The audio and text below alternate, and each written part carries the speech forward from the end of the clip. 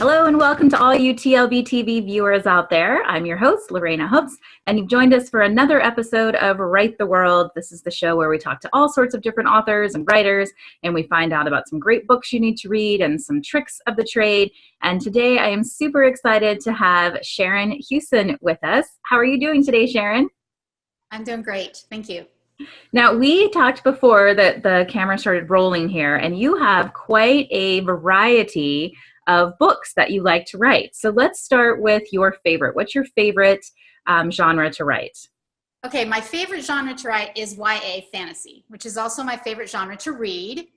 I started reading that when I was a kid, like Narnia. Ooh, my favorite. I read those a million times.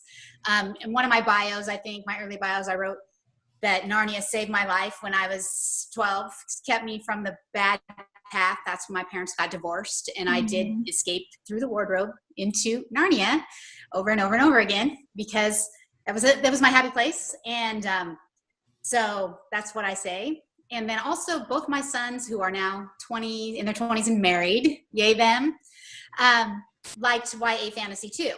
And so I always made it a point to read whatever they were reading, either along with them or before they read it, to make sure that if there was stuff in there that was kind of iffy, because one thing, like my oldest son loved Harry Potter, and I actually read the first couple books out loud to my kids, but I was like skeptical because there's a big old thing in a church world about some people, oh, it's evil because it's witches and wizardry and blah, Right. blah. And so that whole debate about that, and so I was like, well, it's a story, people. It's not like I'm saying, let's practice witchcraft. You know what I mean? It's fiction. How is it any different than any other story? So that was my take on that. But the only YA fantasy that I have published is in this anthology, In the Beginning, from Month 9 Books. And it's actually 8 short stories that are biblical retellings. So this is really exciting. And this is actually... this short story in this, I feel like, is one of the most difficult and thus deep pieces of writing that I've ever written. And it's called The Demon Was Me, is my story that's in there. And it's a biblical retelling in a dystopian world of the boy who had a demon that made him mute. He couldn't talk. Right. And his dad took him to the disciples, and they couldn't cast out the demon. And so they had to take him to Jesus, and then Jesus was able to cast him out. So that is the biblical story that my story is based on. So. That's awesome. I love that idea. I started a kid's book, and my dad was kind of giving me the same thing. He was like, oh, you should do a kid's book for all the stories in the Bible that, they don't really go into very much. Like, you could have the kids go back in time and have them, see all these stories firsthand. And I thought, oh, that's a really good idea. I haven't had time to do it yet, but it's in my wheelhouse one of these days. Great idea. There's so many great ideas. That's what's cool. Yeah, it's good too, because there aren't a lot of biblical stories for kids of that age group to read. And I'm with you. I try to read before my kids read, so I can make sure what's in it, because I've picked up a few books that, I'm like, oh, okay, this looks pretty good. And then I'm halfway through it and I'm like, whoa, this is not something I want my kids reading. Right. And they just kind of sneak it in, and it's not in the background or the back cover or anything. So I think that's a really important message, especially if you're, faith-based, to read before your kids start reading, because there's some stuff out there that maybe isn't what you want them reading right now. Right. All right. So I know you've had some troubles with your fantasy, getting them picked up. So let's talk about that journey. What has that been like for you? Okay. So it started out with a series called The Daughter of Water was the first one. It's The Gates of Astria. I created this whole universe, and I was like, yes. And I wrote the first book, and I was like, okay, I'm not really sure, because it was my first book, and this was 4 years ago.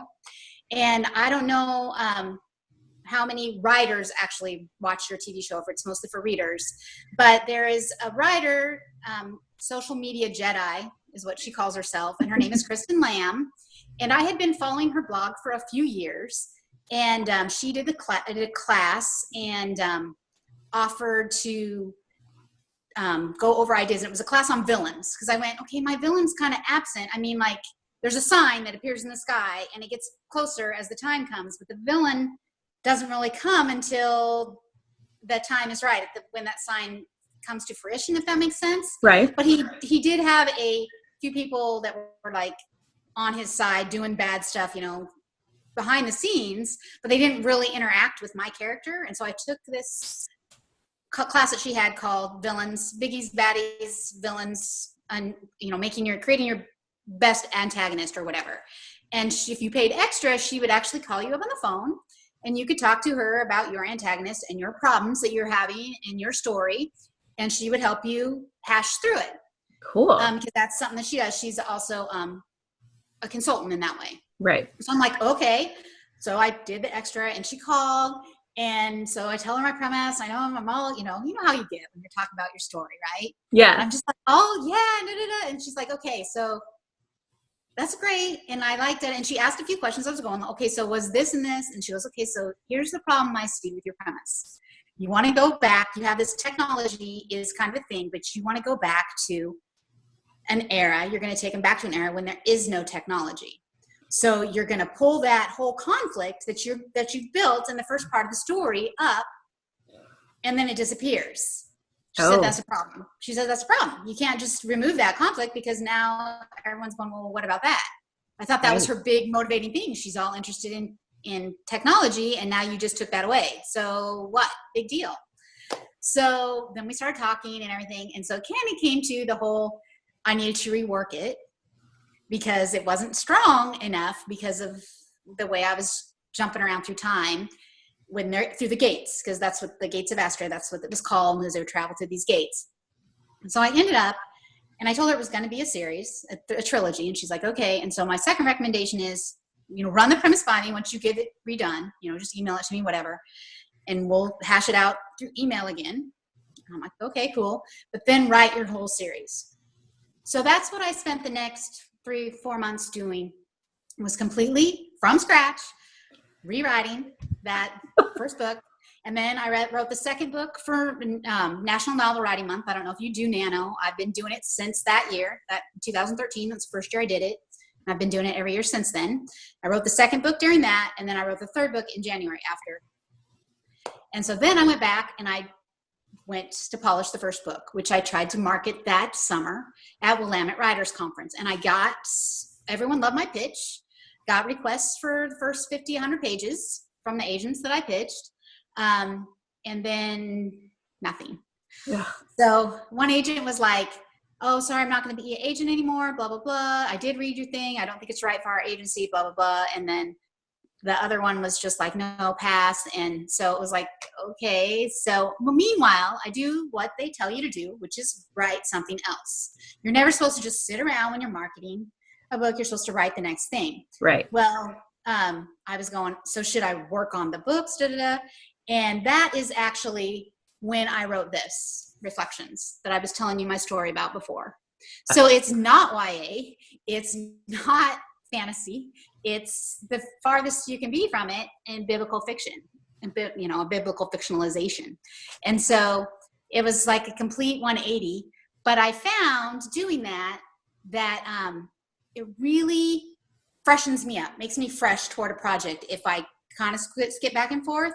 And so since then, because I write nonfiction, I've got a couple Bible studies, and then I'm working on a memoir for grievers. It's to help you through grief, a memoir using my own experiences. I'm working on that. And so I usually toggle my fiction project with nonfiction now. And I've heard that really helps me to not get burnt out on one, if that makes sense, but also to just keeps it fresh. Like when I'm going, okay, this nonfiction's weighing on me, it's like, okay, well, I'll flip back to my fiction project and I'll work on that for a while. Unless I have deadlines, obviously, then I work on that project. Yes. If you have deadlines, you have to do those first. Yes. Okay, so let's talk about Reflections, because I think the story was amazing, and you have to share the story with the viewers here of how you came about to write Reflections. Okay, so Reflections, I'm going to throw it up the cover just so they can look at it again. It's called Reflections from a Pondering Heart. If you're at all familiar with Mary, the mother of Jesus, you understand that the verses in the Bible say, and Mary pondered all these things in her heart. That's where the title comes from. Awesome. And like I was telling Lorena, I have a writing friend who, there was this quiz running around on Facebook which Bible woman are you? And so we were all taking it, and my friend took it, and she got Mary, the mother of Jesus. And she was like, well, I don't think I feel worthy of that person, And I went, she's just human like all of us, right? I mean, yeah, special with Mother of Christ. I mean, whoa, total. But still, she was just human. And right. So I was like, okay, so why do people put her on that pedestal that she's just human? How would we change that? And so to me, it was like, if people knew that she felt those things, the same type of things we feel, then maybe they could relate more. And so that's where this came from. Like I was telling Lorena, one thing I do when I'm writing is journal in my character's voice. And that's how this started. I would read a passage like the birth in Luke, and read the passage about the shepherds coming and all that stuff. And then I'd sit down and go, okay, journal it. How did Mary feel when the shepherds all, showed up? And so then I'd write it from, just longhand, how she might have felt, some different feelings, how she, might have reacted to it. And then just moved on through to the next. And then it became, when I had all that, everyone's like, well, you have to publish that. And I thought, well, I kind of want to try out this self-publishing thing. I thought, well, I guess I could do that. And I had no intention of marketing it, of trying to promote it or anything. I just wanted to get it out there to people who knew I was working on it, who I thought it would help. Right. Okay, if that makes sense. So it wasn't really, I'm going to make lots of money. And so what I did too is, when I started it, when I put it up for sale, I told God, whatever I make off this, I will turn it back around and put it into some ministry for you. Whether it's to produce my Bible studies that I have, or whether it's to give it to a missionary, whether it's to do something for our ladies group at church, whichever. It was like, whatever money I make off this, it goes back to you, God, because that's not what this is about. This is about me trying to help people see that Mary's only human. And then once I've got it out there, then it was like a lot of research. I had to watch a lot of videos to kind of get myself into the first century Palestine mindset and setting, so I could try and make that realistic. And then there's a lot of things the scripture doesn't tell us, like why was Mary in charge of the wine in Cana of Galilee when Christ performed his first miracle? And so I had to come up with the backstory for all that. And so all that, obviously, which is, I have a disclaimer in the front of it saying it, all the thing that's not specifically spelled out in scripture is from me. I made it up. And I also speak about my timeline, because there's a lot of different timelines for Christ's life that are disputed. And so I chose one and I went with that. And actually I had it started out with using the BC dates. And one of the guys, meanwhile, during this time, I had my 25th year class reunion. And one of my former classmates has a doctorate in Palestine studies. And he's fluent in Hebrew. And so he said, well, how about if I read it and I'll give you some suggestions. And it was his suggestion, I believe, that rather than putting the BC dates that might be, so I don't know if you can see it. I put the place and the month using the Hebrew calendar of the month and her year in life. So this starts when she's 13. Nice. In the month of Chesvan. And so that's how the timeline goes. And so as you go on, you'll see, okay, then at the end, I think she's 40 something after Christ dies and ascends. So it was a lot more work for something that just started out as a fun little project that I was going to do. But it ended up being a lot of work, but it still is probably the thing that I am feel the most accomplished about, as far as what took me the most work and took me the farthest out of my comfort zone. Yeah, I would say it was Reflections. Yeah. And I hope that it also is the one that carries the most impact because of the subject matter. And I really liked what you said before, that you didn't just rely on your own readings, that you also sent this to pastors and pastors' wives. And your biggest thing was that you wanted it to be biblically accurate. And I think that's so important. Yes, that was my biggest fear. And I'm sure I keep waiting for the review to pop up that says, well, it's not, it goes across the board. Most of my reviews are like, she didn't take anything Bible out of context. Yes, she used her imagination, but it was all realistically could have happened that way, could have been the motivation for it, that sort of thing. That's great. That's when you know that you've done it well. When Right. you get those, because Right. we weren't around in 1 BC or whenever the early Palestine was, and so in order to go back, we do have to use some of our imagination. But I think it sounds like this was really a project maybe given to you by God as well, and so I think He probably had a hand in helping you stay accurate, at least as accurate as we could be with the knowledge we have now. I hope so. That's always my prayer. So Yeah, absolutely. I know. I never want to write anything where I'm like, "Ooh, right. that's not biblically That's accurate." completely wrong. Yes. So Yeah. the one thing that's good about, because I published, this is actually a second edition. Someone mentioned to me that, oh, they would have totally made a Bible study out of that. So my second edition actually does have, I called it the reflection section, but Nice. it has a Bible study guide that goes along with it, a study guide that goes along with it. And I have actually started teaching it to my, I teach teenage girls at my church, and I did try to start teaching it to them around Christmas last year, and then things got all crazy, and then it didn't work out to do that. But they were like, wow, because she's 13 when it starts out, so it's fairly relatable for a Right. teenage girl to think about, well, what if that was you? No. So yeah, no That's thanks. I awesome. don't want people to think that I'm pregnant out of wedlock, Yeah. which is you know what I'm saying. So Yeah, what's really funny about that is I write Christian romance, and one of the things that I really wanted was I wanted to write real characters, and so I wanted them to be broken in the beginning, and then to have this journey where they come to know God. And when I was shopping my romances around, I had several even Christian publishers who were like, "Oh, we can't publish this because she had a one night stand," and I was like, but she was human. I mean, she was not a believer when right, it happened, and this is all about showing her journey. And I said, right, I don't think you're really appealing. My goal is not just to appeal to Christian women. I mean, obviously, yes, but my goal is to appeal to women, just to be able to show, that even imperfect people can have a place with a relationship with Jesus. And it right, really shocked me that they wouldn't let you have any imperfections. And I was like, that's not reality. Christians aren't like that. We're not perfect people. We're imperfect people, that God uses. right. And it was really eye-opening to me. I was like, that doesn't make any sense, but that's the world. And you learn a lot of those things as you start shopping stuff around. So, Right. True. That's uh, true. okay. Now on the same line, you've also done some, these are devotionals or Right. guides. So this one is both a devotional. It's half of it's devotional, half of it's a study of Okay. Psalm 119. All right. And Nice. so, which is the longest psalm in the Bible, longest book in the Bible. And so it's 9 studies. And I talk about the different words that appear in there that seem to be just referring to the Bible itself.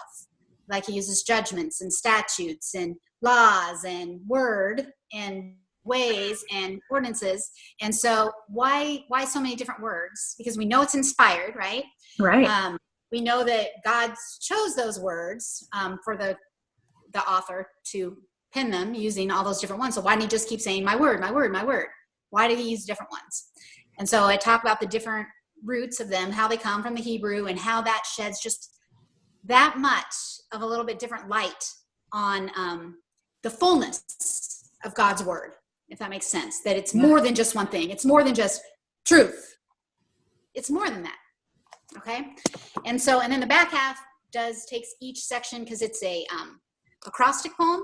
So it has 26 different sections for the letters in the alphabet, Hebrew alphabet. Oh, very cool. So I do a devotion on each one of those segments of the stanzas. So it's half devotion, half Bible study. And then my latest one is, it came out in October. Again, I don't market these. Like I mention, people go, hey, I hear you have Bible studies, like preachers or whatever. I'll go, oh yeah, I do, blah, blah. And that's who goes to look at it and pulls them up and I don't try and market them any other way. But this one I did differently, because at the beginning I have a portrait and it's a personal story, either from myself or like I have a biblical fictionalization in the mentoring section, because there's one focus on mentoring, about Priscilla, wife of Aquila. Okay. They mentored Apollos together. And so this is just kind of a story of how maybe that might have happened. It's a fictionalization. based on those very short passage that we have in the book of Acts that mentions that. To kind of hope, because my thing is a lot of times you do a Bible study, you go, oh yeah, whatever, and then you walk away and it meant nothing. Right. So this, I was hoping to draw them in to get them thinking about the topic first, and then it has the wide angle lens, which is the study portion, and then the zoom in, which is the life application portion. Now zoom in, and it's very personal things, and I mentioned that if you want to use it as a group study, then not do the zoom in part. That's personal for each person to do on their own, because a lot of times if you feel like you're going to share that, you have to keep up your image, which I hate that people feel that way. But then there are some people who are like going to gossip or whatever. Sadly, we live in a world where people are people, and so that's why people don't want to share hard things that they might be going through, because they're afraid people are going to gossip about them or whatever. So that section is for personal, because to me, the whole point of the Bible is not just to read and know and, oh, those are cool stories, but it's to change us. It's to transform us to be more like Christ. And so I always feel like that's one thing too. If you give a lot of Bible studies and do Bible studies, a lot of times they really kind of fall short in that application area. Right. They'll, oh, we studied this, and isn't it cool, all this we learned, and end. And you're like, okay, but now what? Yeah. How is that supposed to, right? How is that supposed to affect me going forward? Because it's supposed to, otherwise it was a nice exercise that meant nothing. Right. That's my opinion. So all of mine kind of try to have some sort of application thing in them. Okay.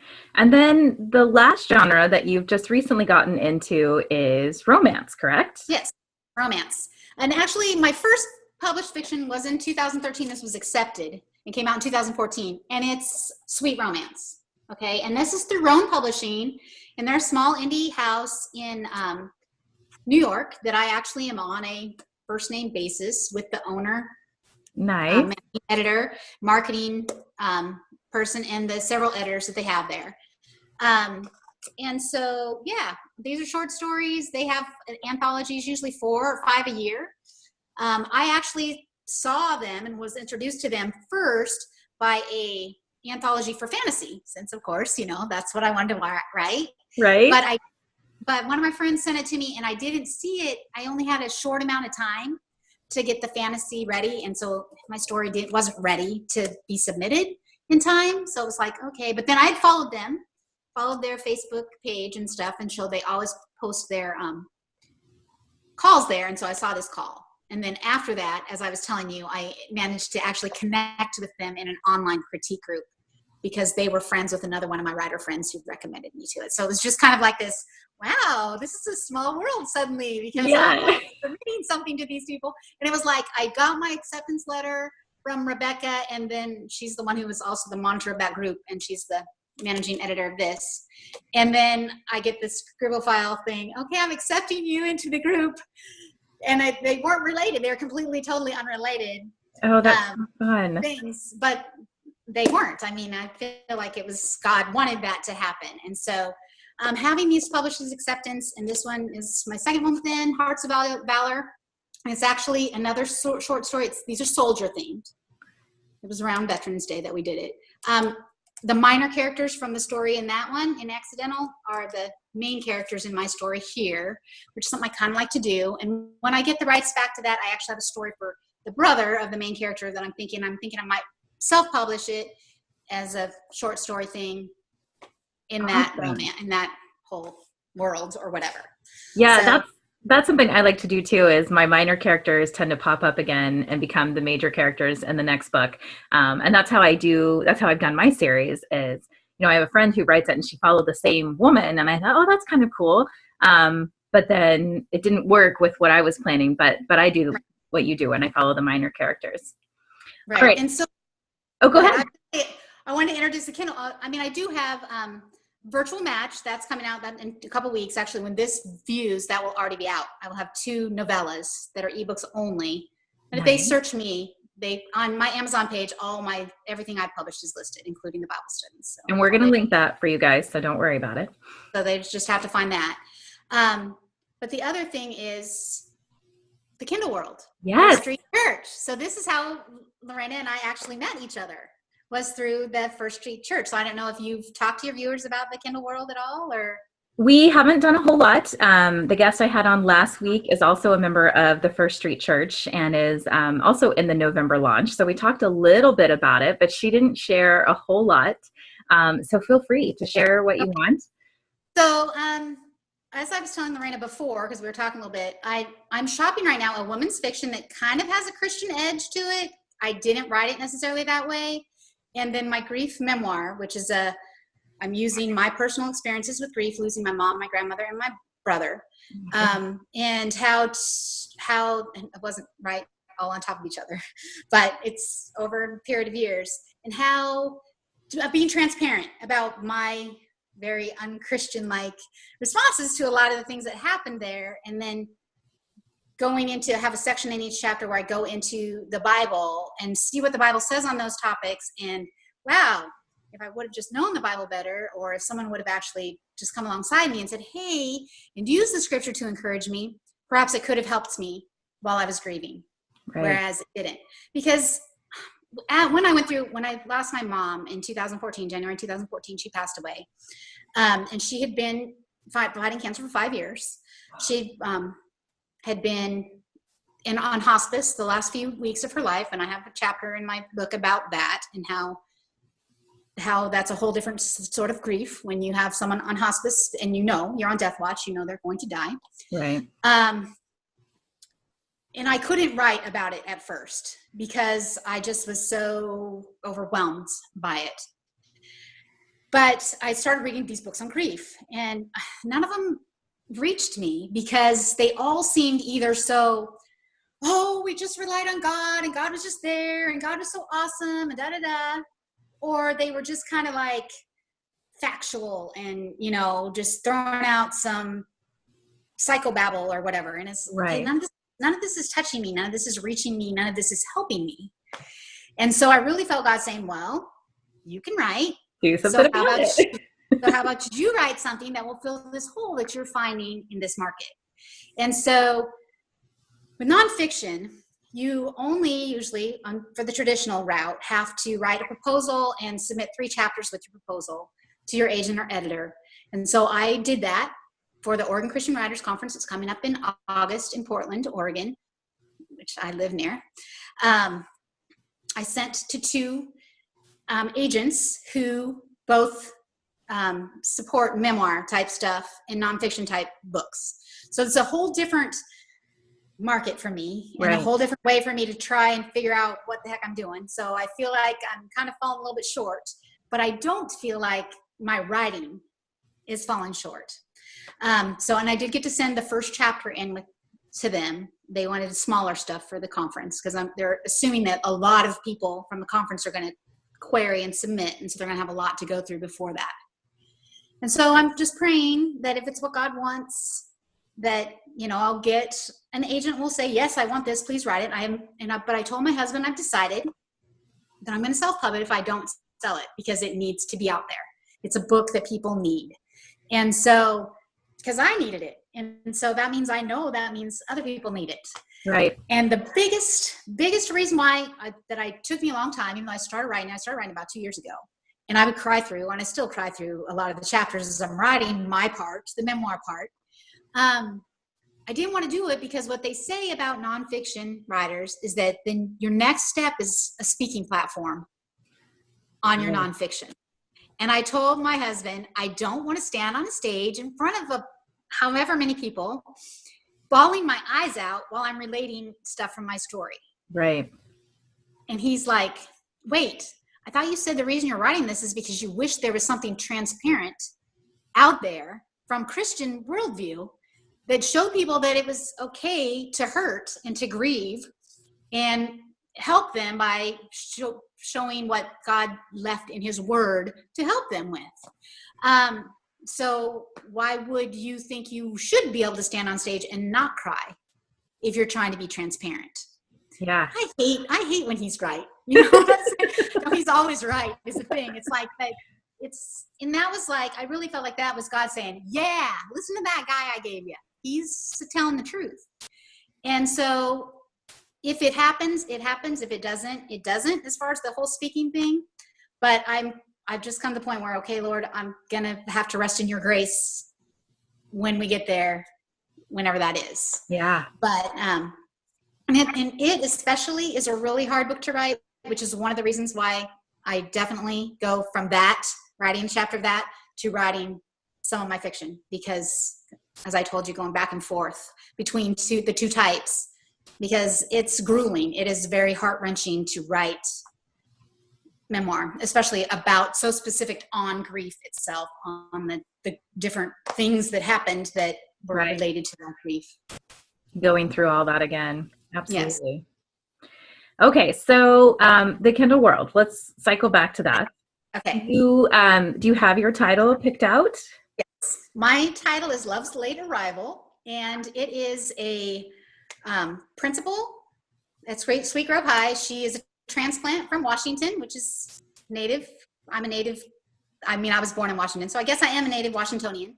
Nice. So she's a transplant from Washington to Texas, and she is a principal and has a disciplinary issue with a girl there, a teenage girl there, who she feels a lot of compassion for because her mother died 5 years ago. The girl's mother died, so she has just her father. And so Kiana is my main character. She knows that this girl is striking out to try and get the attention. And so then she meets Roth Stryker, who is the male hero in the romance, the dad, and tries to help him parent his daughter, which is, if you can imagine, very difficult for a man to parent a teenage daughter anyway. Right. But he's by himself trying to do it. And how they get together because of that. So it's one of those happily ever after, we just now really started dating type of thing because of the story, how the story works.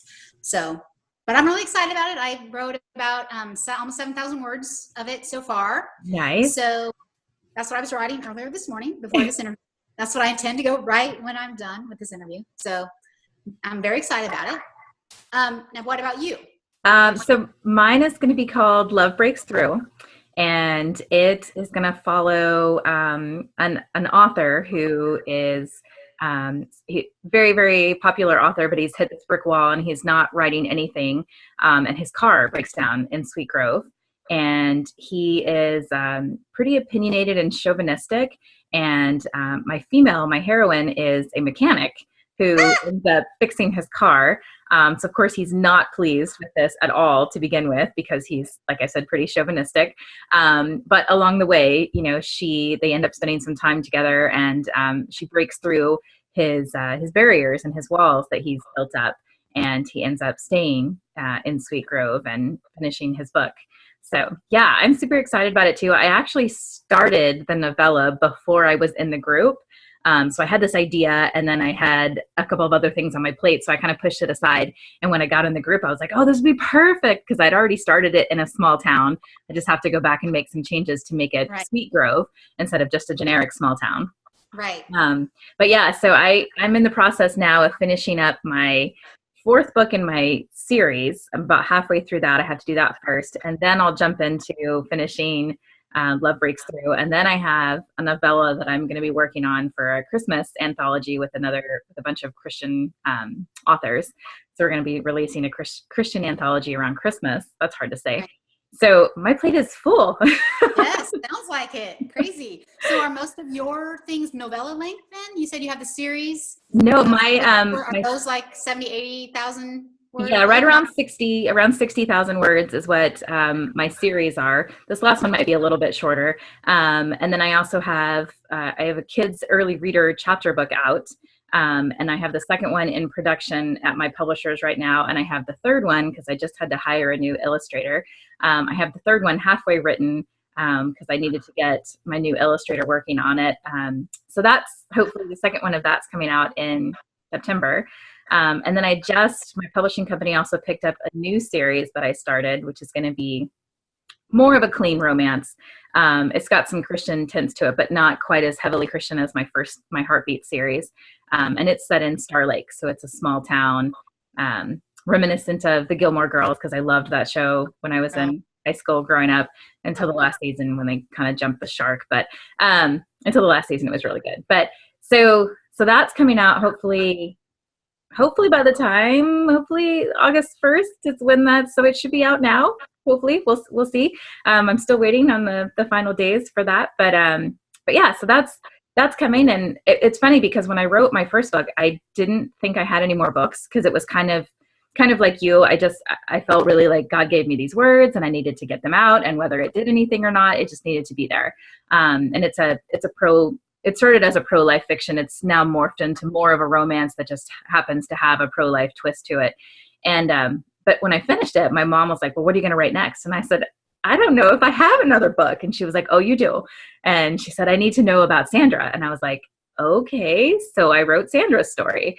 And then Sandra's story led to Amanda's story. And then Amanda's story led to Alyssa's story. And so like you, that's my minor characters then became major characters later on. And so 5 books later, and I'm like, wow, okay, I guess there's a lot more stories in my head than I thought. And that's the fun part about writing. My husband doesn't understand it. He always gets on me. He's like, why are you always writing? And I was like, because they're in my head and I have to get them out. The stories are there. And even if I can't write it all out, I have to at least get the idea down so that I know where it's going when I come back to it. And I don't think people who aren't writers understand that, but. No, and it's always funny though. Well, where'd you get your idea? Well, I've got my idea from a headline before. Exactly. I mean, who knows what gives me my idea? I get ideas for any crazy thing. Like the fantasy romance that I do not have, they posted a cover, and that was the prompt for the fantasy romance. Nice. And I saw the cover and I went, wow, that kind of looks like an elf. Wow, and why is she wearing a mask and a masquerade ball or whatever, and da-da-da. And so I just evolved, and actually I totally created this whole other realm where she's from, and she came to Earth, and this whole story thing, and I'm like, okay, I have 2 novels I could write in that, but it's just straight fantasy, and maybe there'd be the romance in it, but it's mostly straight fantasy. And so I just felt like that's not really where the Lord's pushing me right now. And so the thing with stories is that you can always come back to them. Absolutely. Like recently, people are like, oh, you got this, you got to be on Facebook. See, I never got on Facebook until I had a book to sell. And everyone said, you have to have an author platform. You have to be online. You're not on Facebook? I know. And I was like, no, why do I want to be on Facebook? It's just a big time suck. I mean, so I went on Facebook because of that, because I needed to build my presence, my online presence. And I'm like, oh my goodness. But so everyone's like, because people want to connect with their authors. And I'm like, I'm not connected with one single author I read. I know, me either. I'm like, I'm an author myself, maybe. And so that's why I'm not like, oh, I need to go into their head. Well, how did you get that? Or blah, blah, blah. Well, then just recently, I've been listening to audiobooks this winter as I crocheting. And when we traveled in our car, my husband and I listened to one that I actually won. So I was like, oh, I won this audiobook. Well, I hope I like it. And I did. And I got introduced to Patricia Briggs. Now, I don't know, if you don't read fantasy, you may not know her, but she's a pretty prolific fantasy writer. And I'd never heard of her. And I've been reading, I told you fantasy is my favorite, right? Yeah. But she's adult. And so I've been reading more young adult fantasy. Because a few of the adult fantasies that I've got, they always want to throw in some sex and different stuff that I'm like, I'm just totally not into that. And I don't really want that in what I read. Right. So I found these 2 books from her, Raven's Strike and Raven's, I'm going to do the other one. But anyway, it's the Raven's series. Duology. And when I finished, I was like, hey, I started following her after I finished the first one because I really liked it on Facebook. And I mentioned, oh, I really like this. I can't believe I never found this. But her biggest thing is some urban fantasy type thing with the girl's a sleuth, I guess. And so that's her big thing. And I'm like, I'm totally not really into urban fantasy, so whatever. But she had this Dragons one, which was 2 books. And then this one, Ravens, and they're set like in a medieval type setting with the magic and whatever. And her magic system was really awesome. And so one adult, he also writes young adult though, Brandon Sanderson, and anyone who reads fantasy I know has heard of him, writes the best magic systems ever. So incredible. And so I thought her magic system for this was very unique and on par with that. So I'm like, hey, it's really good idea. And so I'm thinking we should write a novel together using these characters, because so-and-so needs to get somebody and this person needs this. And this is totally not over with this person and da-da-da. And so her assistant, obviously, she's pretty famous. So her assistant responded that she doesn't co-partner with anyone, but that she did talk to her about it, pass my message on, because I said, well, could you pass this on to her? You know, I know that she's probably not reading this page, but if you could pass this on. And that she wanted to still reiterate that she's not really looking, she's kind of jealous of her characters and doesn't really want to partner up with someone else, but that she does intend to return to that world and write more stories in that universe. Nice. I'm like, okay, I'm totally on board, but she better write the one that I want, because she needs to, because this guy totally needs somebody. Anyway, so and then when I got done with this correspondence, I'm thinking, oh my gosh, Sherry, you are totally talking to an author that you met on Facebook, that you stalked on Facebook or whatever. And you were like, oh, no one's ever going to want to talk to their author on Facebook because I don't. And I did. And then you did. That makes sense. Yeah.